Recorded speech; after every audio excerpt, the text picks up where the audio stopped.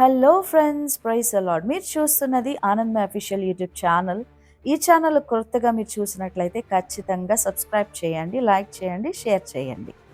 ఈరోజు మనం ఒక ఆసక్తికరమైన అంశం గురించి మాట్లాడుకోబోతున్నాం.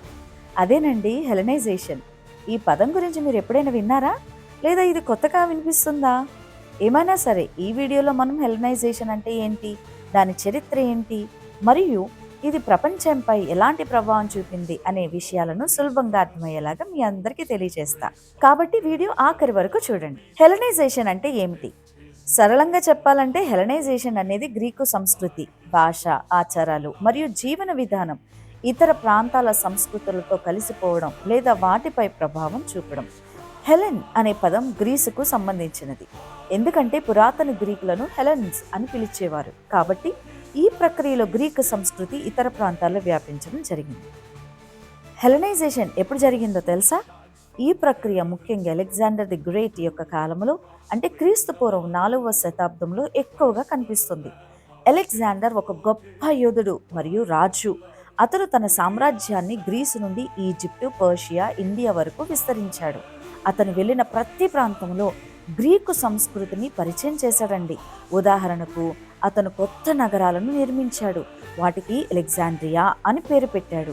మరియు ఈ నగరాలు గ్రీకు సంస్కృతి మరియు విద్య యొక్క కేంద్రాలుగా మారాయి. అసలు హెలెనైజేషన్ ఎలా జరిగింది చెప్తాను. ఇది చాలా మార్గాల్లో జరిగింది. కొన్ని ఉదాహరణలు చెప్తాను.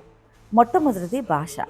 గ్రీకు భాష, దీన్ని కోయినే గ్రీక్ అని పిలుస్తారు, చాలా ప్రాంతాలలో సాధారణంగా భాషగా మారింది. ఇది వ్యాపారం, విద్య మరియు రాజకీయాల్లో ఉపయోగపడింది. రెండవది కళ. గ్రీకు శైలి ఆలయాలలో థియేటర్లు మరియు విగ్రహాలు నిర్మించబడ్డాయి. ఉదాహరణకు ఈజిప్ట్లోని అలెగ్జాండ్రియా నగరం గ్రీకు శైలి నిర్మాణాలకు ప్రసిద్ధి. మూడవది విద్య మరియు తత్వశాస్త్రం. గ్రీకు తత్వవేత్తల లాంటి ప్లేటో, అరిస్టాటిల్ వంటి వారి ఆలోచనలు ఇతర ప్రాంతాలకు వ్యాపించాయి. గ్రీకు శైలి విద్యా సంస్థలు స్థాపించబడ్డాయి. నాలుగవది మతం. గ్రీకు దేవతలు ఇతర స్థానిక దేవతలతో కలిసిపోయాయి. ఉదాహరణకు ఈజిప్ట్లో జ్యూస్ మరియు స్థానిక దేవుడు అమన్ కలిసి ఒక కొత్త దేవుడిగా పూజింపబడ్డారు. అసలు హెలెనైజేషన్ యొక్క ప్రభావం ఏంటో తెలుసా మీకు?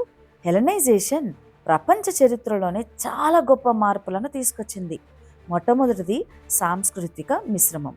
గ్రీకు మరియు స్థానిక సంస్కృతులు కలిసి ఒక కొత్త రకమైన సంస్కృతి సృష్టించాయి. దీనిని హెలెనిస్టిక్ సంస్కృతి అంటారు. రెండవది విజ్ఞాన శాస్త్రం మరియు సాహిత్యం. ఈ కాలంలో గణితం, ఖగోళ శాస్త్రం మరియు ఔషధ శాస్త్రాల్లో గొప్ప పురోగతి సాధించబడింది. మూడవది వ్యాపారం. గ్రీకు భాష మరియు సంస్కృతి వల్ల వివిధ ప్రాంతాల మధ్య వ్యాపారం మరియు సాంస్కృతిక మార్పిడి సులభతరం అయ్యింది. ఆధునిక ప్రపంచంలో హెలెనైజేషన్ యొక్క పాత్ర మీరు ఆలోచిస్తే హెలెనైజేషన్ ప్రభావం ఈరోజు కూడా కనిపిస్తుంది. ఉదాహరణకు మనం ఉపయోగించే డెమోక్రసీ అనే పదం గ్రీకు మూలం నుండి వచ్చిందండి. గ్రీకు సాహిత్యం, కళ మరియు తత్వశాస్త్రం ఆధునిక పాశ్చాత్య సంస్కృతిపై గొప్ప ప్రభావం చూపించాయి. కాబట్టి ఫ్రెండ్స్, హెలెనైజేషన్ అనేది కేవలం ఒక చారిత్రక సంఘటన మాత్రం కానే కాదు, అది ప్రపంచ సంస్కృతులను ఒకదానితో ఒకటి కలిపిన ఒక గొప్ప ప్రక్రియ. ఈ వీడియో మీకు నచ్చిందా? హెలెనైజేషన్ గురించి మీకు అర్థమైందా? అర్థమైతే కామెంట్స్లో తెలియచేయండి. ఇంకా ఇలాంటి ఆసక్తికరమైన అంశాలు కోసం ఏమైనా చెప్పాలనుకుంటే కింద కామెంట్ బాక్స్లో అడగండి. ఖచ్చితంగా దానిపైన మంచి వివరణ అలాగే వీడియోను నేను తయారు చేస్తాను. నా ఛానల్ను సబ్స్క్రైబ్ చేయకుండా మర్చిపోకండి.